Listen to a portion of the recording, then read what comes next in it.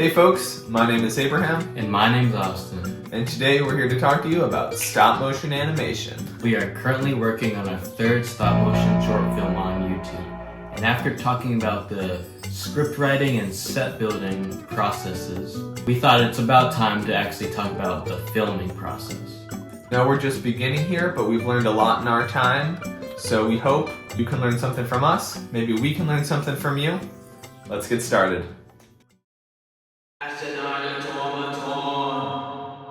Like any filming process, you need a camera. But for stop motion in particular, you want to make sure that the camera doesn't move around, because when you're going frame by frame, you don't want the shot to shake. So one good thing to do is to connect the camera and the set together. If you're using Legos, it's very easy to connect things with Legos. You can connect the camera and the set on the same base plate. That way, if something were to move, they move together and it doesn't shake the shot. So for stop motion, obviously you're clicking a button for taking the picture of each frame. A problem that may happen is because you're pressing a screen, it might shake the camera. So we found it's a good idea to find another way to take a picture without actually touching the screen. How we use it, we have a Bluetooth selfie stick button that we press. That way we're not pressing the screen. Other people might use headphones to click, or some other way that you're not just actually pressing the actual camera that may shake it. If you're using a cell phone to film your videos, which is what we do, it helps to have a good stop motion animation app to kind of collect all the pictures together and kind of edit them together before you actually, send it to your computer and edit the full video together there. The app that we use, which a lot of people use, is just the Stop Motion Studio app. You can find it on the App Store and Google Play. The free app is very simple to use. There's a lot of good tools they give you. And if you want to spring the extra, I think it's $5 for the full version, you can do that as well. I don't think it's necessary if you're just starting out, because like I said, the free version has a lot of good tools for you to use there. But if you just want like a little bit more, you can check it out. It really varies from person to person how much value you get out of it. When you're using, a third-party app to film your videos, you also want to make sure you know all the ins and outs of the app. With our first two videos, we didn't know how to do all of the focusing on the app, but then, I just sat down one day, I looked through it, and I realized with the app, the Stop Motion Studio app, you want to make sure you have a manual focus setting on. You don't want to have autofocus, because that way you can control what the camera's looking at. Otherwise the camera won't be able to decide what it's looking at, and it can be really tricky to get a smooth shot all the way through. It's also good because you can adjust the lighting that you have, because you have a separate light obviously, but the way the camera perceives that light, you can also switch around and edit between incandescent or a warmer hue from shot to shot. Another thing this app does that usually stop motion apps do is you can control the frame rate you want. For our films, we use 5 frames per second, which is a pretty good frame rate. It's nothing professional, but for our longer short films, we like to use 5. However, a lot of people recommend 8 as a minimum. See what works best for you and what you want for your film. If you want higher, just know that you'll have to take more pictures in a smaller amount of time. Having a light that you can adjust the brightness and the hue of is a very good tool to have in your toolkit. When you're just starting out, you can't just use lights around your house. You can use just a normal ring light, or a something like a work light if you have for construction or something. Obviously a smaller scale. But with a stop motion, with a longer stop motion video, you want to make sure you have a variety of light that you can choose between for the different scenes, night and day, and it just really helps to have that adjustable light between scenes. Because you're using an artificial light, it's important to control all the light in your filming room. So obviously you'd want to record with the overhead lights off and then have your light be the only source of light. It's also good to black out any windows in the room, that way no sunlight is getting in. Black curtains are best because, darkest color to keep out the light. It's also good to make sure there's no glare in your sets. If you're using Legos, they're made of plastic, so they're very reflective. So you want to see when you're recording that there's no like glare or light reflection in the shot, which could be distracting or take you out of it. Another thing you can do is to integrate smaller lights into your sets and your scenes.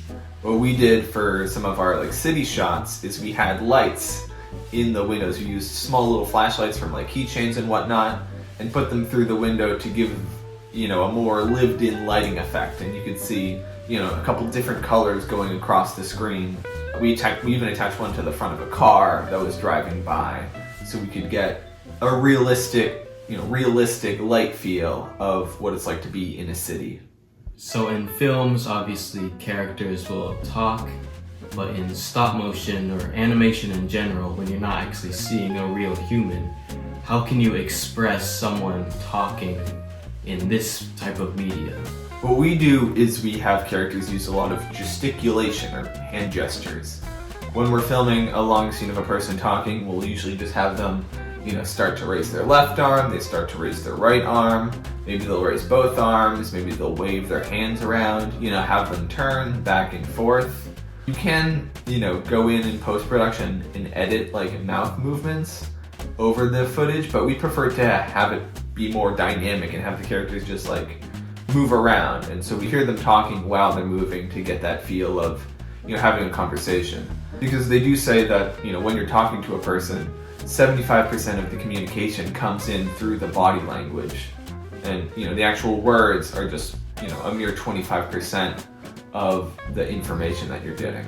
To know how long you need a character to speak in the film, what we use is we either time out how long it takes to speak the line, or if we already have the full line already recorded, we time that. Then we convert the seconds of how long it is into frames. For us, we use 5 frames per second, so we'll take the seconds, multiply it by 5, and that's how many frames we need to showcase a character talking.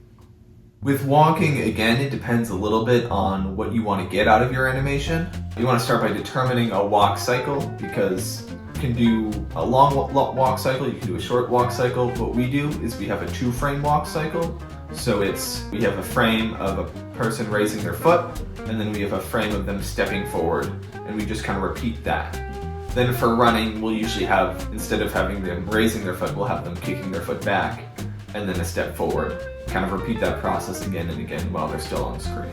Now you can also make more intricate walking cycles of 4 to 5 frames, have more action and follow through, but it really depends on how long your whole animation is going to be. As we do longer ones, we want to have, more simpler walking cycles so that we can put more effort into other scenes of talking and, fight scenes and whatnot. You really just want to look at where you want to put your energy and your time and your resources into, because stop motion animation is very time and labor intensive. You don't want to burn yourself out too much on something like an intricate walking movement when you also want to have like some good in-depth conversation moments and some interesting chase scenes or fight scenes or whatever else you want to have in your stop motion animation.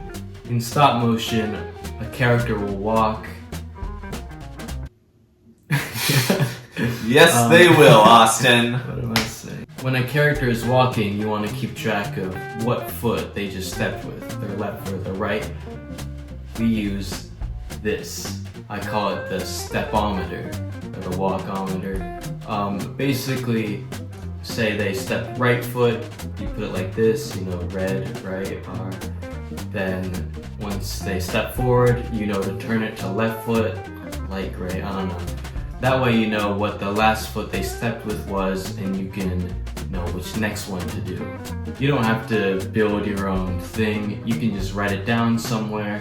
When we had a bigger scene with like 8 people walking at once, we just wrote it down in like a Google Doc, who's doing what foot, just to keep track of it. That way you don't make the mistake of having a character do the same foot 2 times in a row, which is something we did a few times in our Skinsgiving film.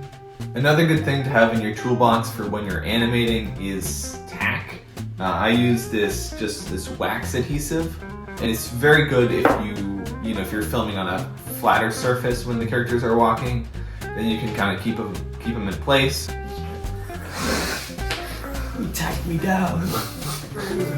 Austin's constipated. Again, if you want to do a more intricate, walk cycle with them more kind of leaning and whatnot, or if they're running too and the balance might be a bit off, it's just good to have a little something sticky that's not like, you don't want glue, of course, but have something like wax that you can just have the characters be able to, have a little bit more angle and few more points of contact between the character and the base that they're walking on. Since you're recording in stop motion as opposed to just normal film, how you do certain shots with the camera can change. So if we're doing a zooming in shot, what we'll do is each frame slightly zoom or move the camera towards whatever we're zooming in on. Because the app we use or other apps might have is a manual focus. It's like some kind of wacky televangelist who's like Okay, sure. the camera. Yeah.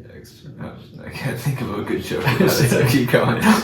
Because we can manually focus the shot, if you want the focus to change in the middle of the shot, you can change that in between frames. So for one shot, we had the focus go from the front to the back, and what we did is each frame we manually changed the focus to have it go further back. Another neat trick you can use when you're filming is to have the camera follow a character while they're moving. What we did a few times in the film we're working on right now, for MI2, is to have a character walking down, a long street and have the camera move in step with them.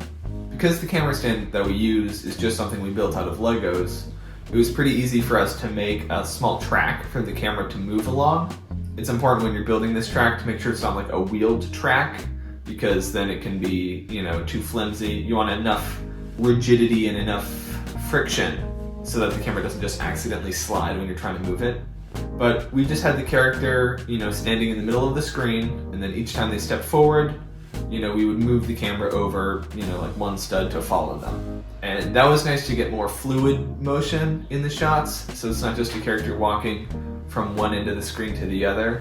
Because if you want to do like a long, like we did probably a 2-minute shot of this character walking down the street, and we didn't want to just have him walk from one end of the street to the other and then have a new frame of him walking from another end of the street to the other.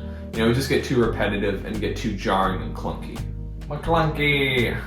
If you are doing a longer film like we tend to do, a good idea is to, instead of making the whole film in one stop motion project in the app, break it up scene by scene. That way you can focus on one scene at a time, and it would probably lag a lot less when it's only one scene at a time to focus on. And then you can take all the final scenes and put them together in editing.